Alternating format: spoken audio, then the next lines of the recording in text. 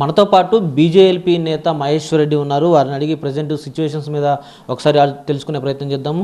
Sir, నిన్న ఏదైతే కేసీఆర్ న్యాయ కమిషన్కి రాసినటువంటి లేఖ చూస్తే కరెంటు కొనుగోలుకు సంబంధించినటువంటి విషయాల మీద ఎలా చూస్తారు? ఆ లేఖని అక్రమాలకు సంబంధించినటువంటి వివరణ లేకుండా కమిషనే తప్పుకోమన్నారు కదా.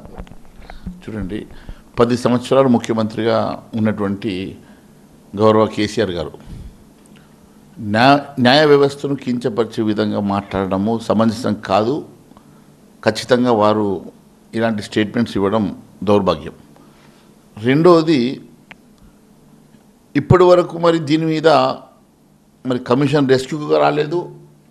లేకుంటే ఇప్పటి వరకు ముఖ్యమంత్రి గారు కానీ డిప్యూటీ సీఎం బట్టి విక్రమార్క గారు కానీ ఇప్పటి వరకు దీని మీద స్పందించకపోవడం వెనుక కారణాలు ఏంది? మరి వారు వేసినటువంటి కమిషన్ మీకు రెస్క్యూకి రాలేదు, దాని మీద వారు స్పందించలేదు. వారు ఇచ్చినటువంటి సుదీర్ఘమైనటువంటి లేఖకి వారు ఇప్పటి వరకు ఎందుకు స్పందించలేకపోయినరో మరి బట్టి విక్రమార్క గారు దీనికి జవాబు చెప్పాలి.